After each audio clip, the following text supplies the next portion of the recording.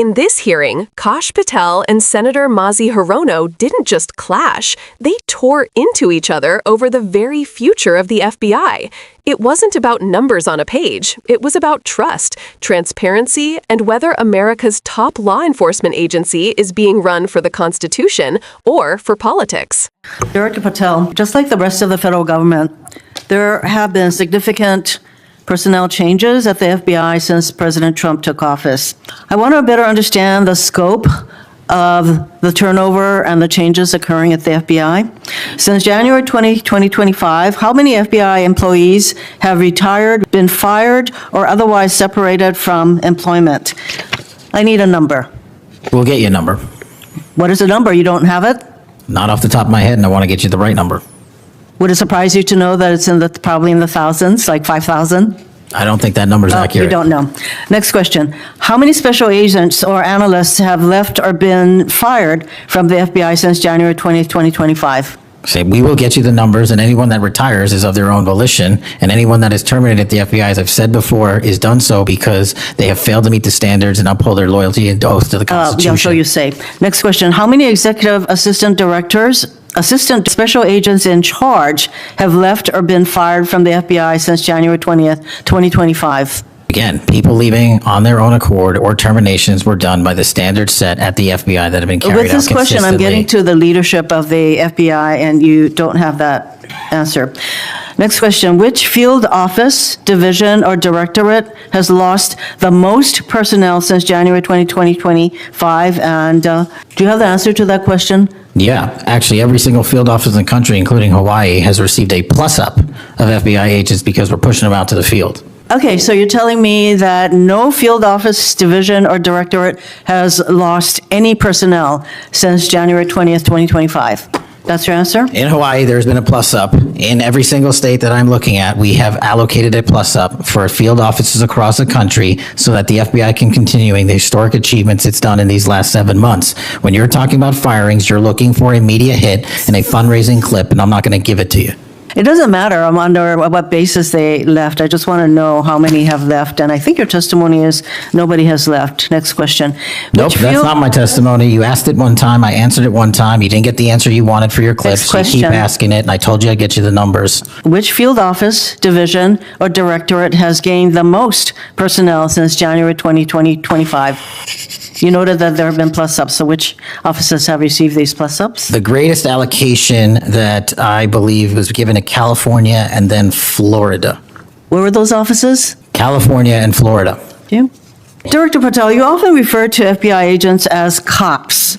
All of us, Democrats and Republicans, support the police officers who keep our communities safe. But while our states, cities, counties, and towns all employ police officers to protect our communities, Congress has empowered and equipped the FBI to take on missions that local police cannot, especially taking on terrorists, hackers, and spies. I'd like to assess how well the FBI is able to handle its specialized missions under your leadership. The FBI is the nation's lead federal law enforcement agency for investigating and preventing acts of domestic and international terrorism. And yet the executive assistant directors in charge of the FBI's national security and intelligence branches were both forced out at the beginning of the year.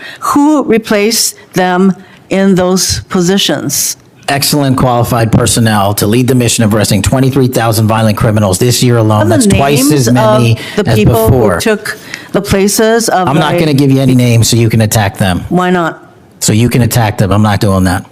The people sitting in those seats are extremely qualified to handle the job. We would not have the results. We would not have the reduction of violence in the state of Hawaii if we did not allocate the resources we did. Earlier this year, FBI counterterrorist special agents and investigators were reassigned to assist with immigration enforcement. Reportedly, these counterterrorism experts were returned to the jobs they trained for in late January after Iran threatened threatened to retaliate for our strikes on their nuclear facilities. Have those experts remained in the jobs they trained for since that time? Yes or no? FBI agents' primary responsibility is exactly what they are assigned to do. We always work with our So since they interagency. If you're not going to let me answer, why don't you just do your soliloquy in the 4.5 minutes you have I left? am not asking for a soliloquy. It's just a yes or no. Are those people who were returned to their jobs still in those jobs? Yes or no? They never left.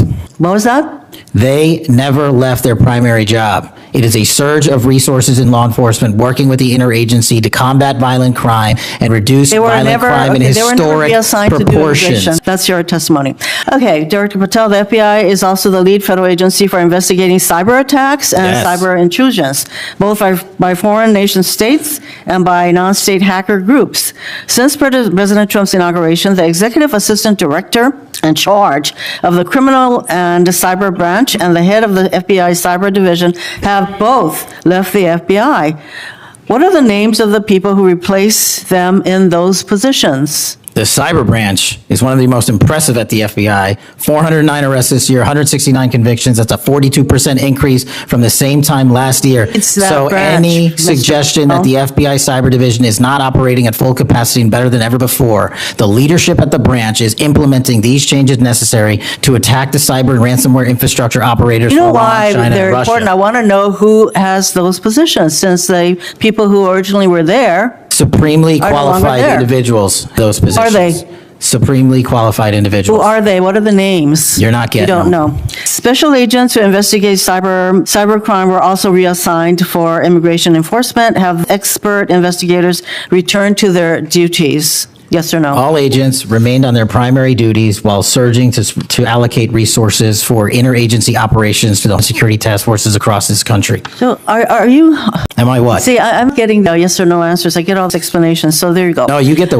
work that Are the men you and women of the planning FBI are doing, and you don't want that. additional personnel cuts to the cyber division in the future?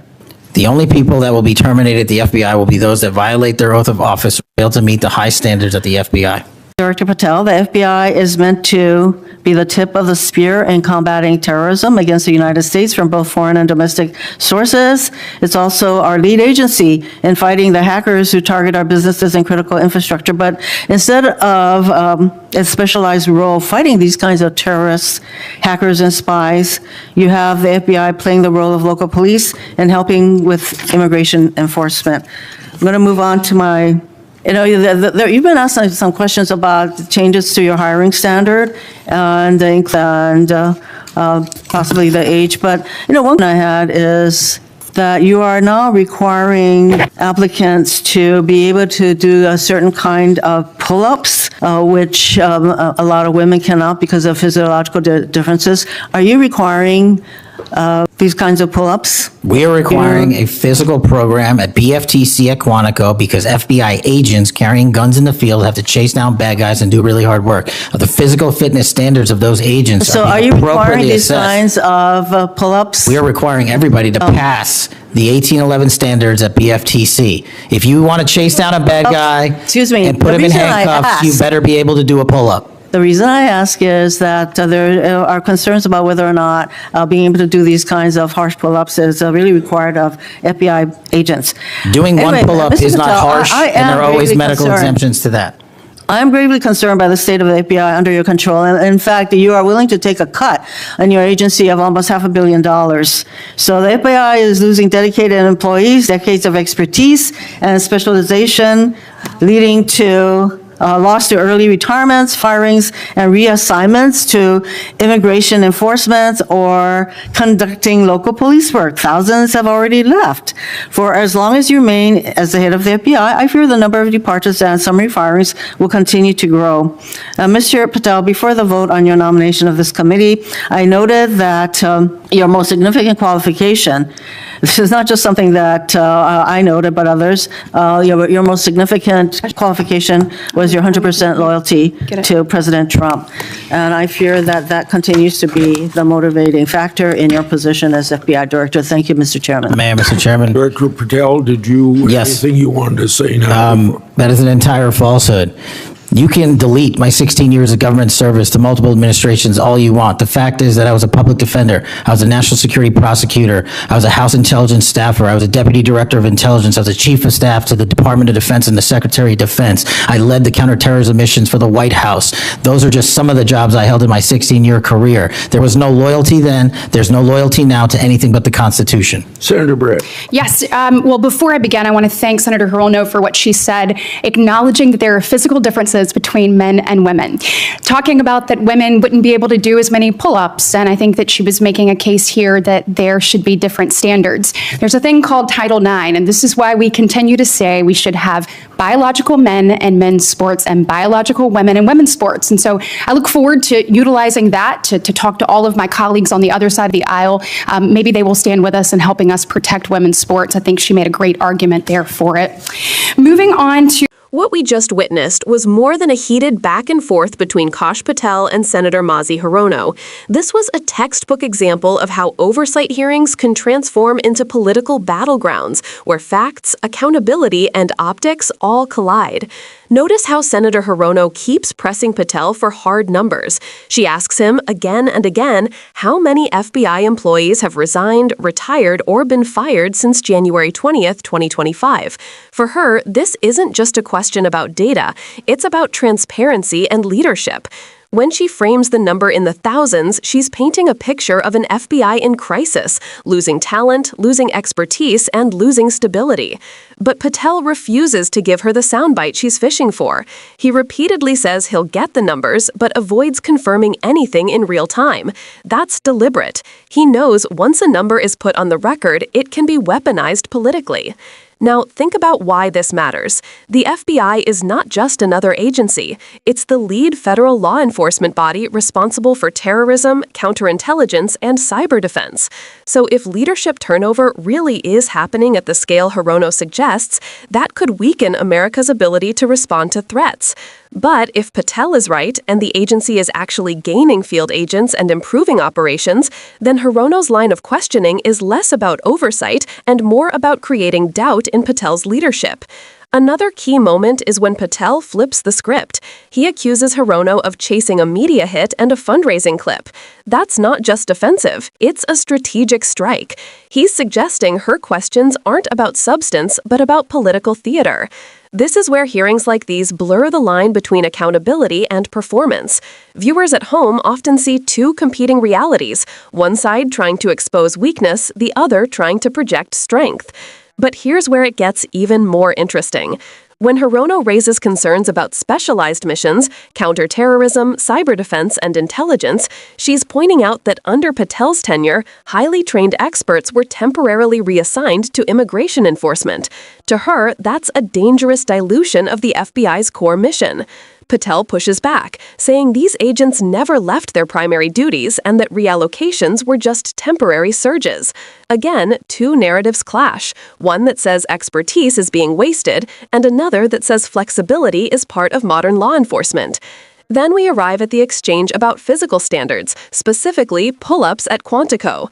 On the surface, this might sound trivial, but it exposes a much deeper debate. Hirono frames it as an issue of fairness, suggesting that physiological differences between men and women could make such standards discriminatory. Patel counters bluntly, saying if you want to chase down a bad guy and put him in handcuffs, you better be able to do a pull-up.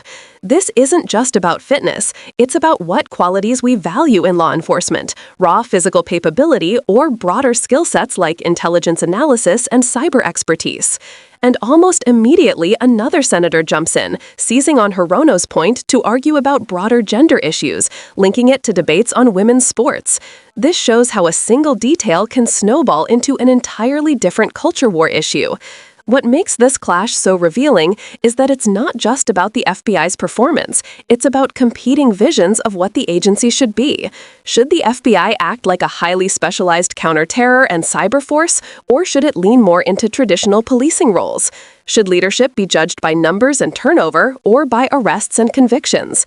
And underneath all of this is the shadow of politics, whether Patel is serving the Constitution, as he insists, or whether he's primarily loyal to Trump, as Hirono accuses. For viewers, the key takeaway is this: hearings like these aren't just about answers, they're about narratives. Every senator asks questions not just to get information, but to shape how the public perceives an agency. And every official testifying knows that their words can either reinforce confidence or fuel skepticism. Patel and Hirono weren't just disagreeing, they were waging a battle over public trust in one of America's most powerful institutions. So the next time you watch an exchange like this, don't just focus on the words spoken. Ask yourself, what's the bigger story each side is trying to tell? What are they not saying? And how does that shape the way we see the agencies meant to protect us? If you found this breakdown useful and want more deep dives into the power struggles happening behind closed doors in Washington, make sure to subscribe, drop a like, and share your thoughts in the comments. Your engagement helps us keep unpacking the stories that really matter.